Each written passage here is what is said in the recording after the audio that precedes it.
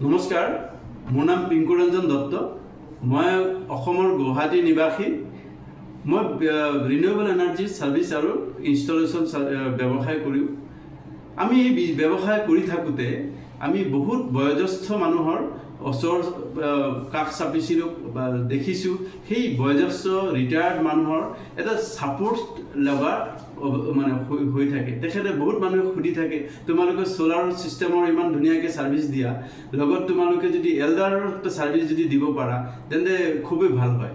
তো মই মনে মনে বিচাৰি আছিলোঁ, যদিও মোৰ অলপ 22 বছৰৰ অভিজ্ঞতা ফাৰ্মাচিউটিকেলছ ইণ্ডাষ্ট্ৰিজ, সেইকাৰণে মই ভাবি আছিলোঁ তেখেতে যদি এই বয়োজ্যেষ্ঠ মানুহক যদি এটা ছাৰ্ভিচ প্ৰভাইড কৰিব পাৰোঁ, যাৰ তেখেতে যদি উপকৃত হয় তেন্তে মোৰো ভাল লাগিব আৰু মোৰো এটা মানে আৰ্নিং এটা হ'ব।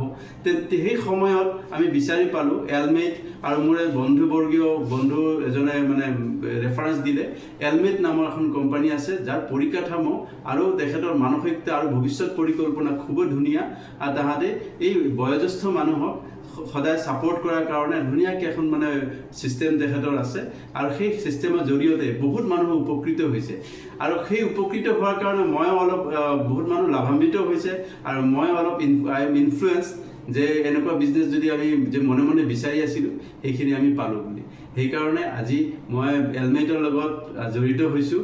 এলমেটৰ যোগেদি আমি সেই বয়োজ্যেষ্ঠ মানুহক অলপ সেৱা আগবঢ়াই পাৰিম বুলি আমি যথেষ্ট কনফিডেণ্ট।